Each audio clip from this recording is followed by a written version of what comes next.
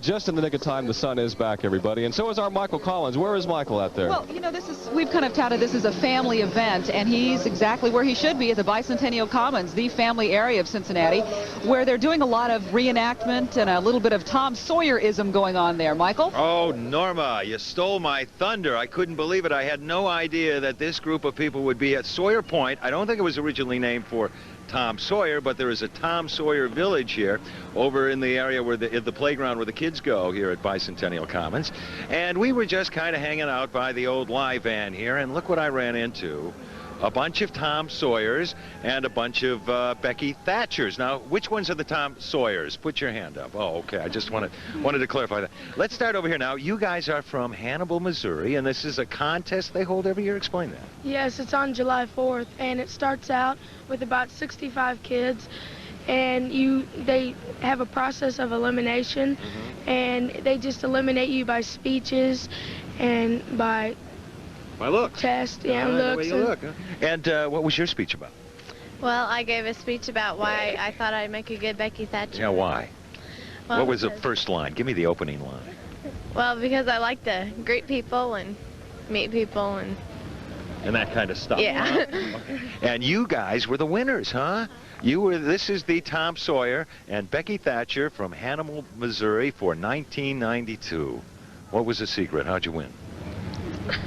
You don't know, huh? How about you? I have no idea. You don't know what it was, huh? Yeah. So, and you guys are here for the weekend, and there's 10 of you, 10 couples, right? No, 5 couples. 5 couples, 10 people? 5 Toms and 5 Beckys. Okay, so what are you going to do now? You're going to go down to the old fishing hole and catch some catfish? Hopefully. And you're going to make a gingham dress? Is that it? Okay. There are these Tom Sawyers and Becky Thatchers all over the place all weekend long. And one more thing, Jim and Norma. There's a guy who wants to get a picture of Pat Berry. Looks kind of like Pat Berry. Take the picture now. Great, thanks. That's Pat Berry's dad. They're all here. Bicentennial Commons. See you later. That's Pat's dad, and he actually wants a picture of Pat? We got to start worrying about him. Thanks a lot, Michael. I guess we can call Michael our Huck Finn, you know? Yeah. Our own little Huck Finn down there with all the Tom Sawyers and Becky Thatchers. I grew up about 40 miles upriver from Hannibal, Missouri, so I know all about Tom Sawyer and Becky Thatcher and all those folks. You're saying you're sort of Becky Thatcher-like yourself, is that right? No, I don't think I've ever been accused of that. I don't have the pigtails or the blonde hair. The sights and sounds of Tall Stacks 92 takes us back to the time when riverboats ruled the rivers here. Yeah, it's a big part of what this is all about. Part of that riverboat era, of course, included the Civil War, a time when our nation was divided. Michael Collins joins us now with a story about the Civil War right here in the Tri-State. That's right. You know, one of the rather unique displays involved in the Tall Stack celebration this year is a Civil War encampment that is set up in northern Kentucky, and it is really an authentic look back at our ancestors and how they lived during that turbulent time in our nation's history.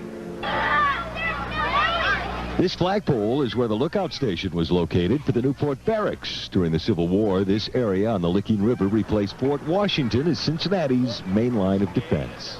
Now, Fort Washington used to be right about there where that parking structure is, but they moved the barracks to Newport when the Cincinnati folks started accusing the soldiers of being a little too rowdy. I was not rowdy. I was not one of that group.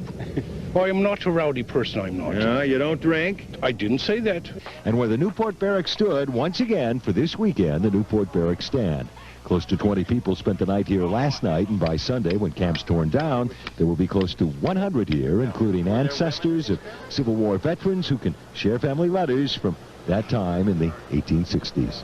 Part of the letter says, do you ever hear from Frank? Stephen and Chat are in Hooker's Division on the Potomac at Bud's Ferry, and they are both in good health. He's sealing up that vent. It stops any air from getting back towards any fire that might actually be there. These folks are from the Midwest Civil War Artillery Association, and they'll be a part of the Newport Barracks all weekend long, living life the way it was over 100 years ago. One thing they didn't have over 100 years ago was the kind of food that they have at this celebration. You know, Norma, you and I have been here about the same amount of time, 10 years. We've been to a lot of festivals. Jim was born and raised here, so he's been to a lot of festivals. The food this time is phenomenal. What are you eating here? Snickers pie. How is it? Wonderful. Yeah, okay, we've got the traditional, what do you call this? Funnel cake. A funnel cake. How is it? Great. Look at this. Chocolate-covered cream puff. They've got like honey glazed corn on the cob. They got food here I have never seen at a festival before. So when you guys get off, I'll meet you over at one of these booths. He's all right? torturing us. I is know, what we've he's been up doing. here for 2 hours. We could use, Michael, come on over. Right. Bring that stuff with you. She was talking about funnel cakes on the drive over here. Those things, they're great. I love those things. Our Tall Stacks 92 celebration will continue in just a moment. Yeah, we'll tell you when we come back what you need to know about passports here at Tall Stack. Also, part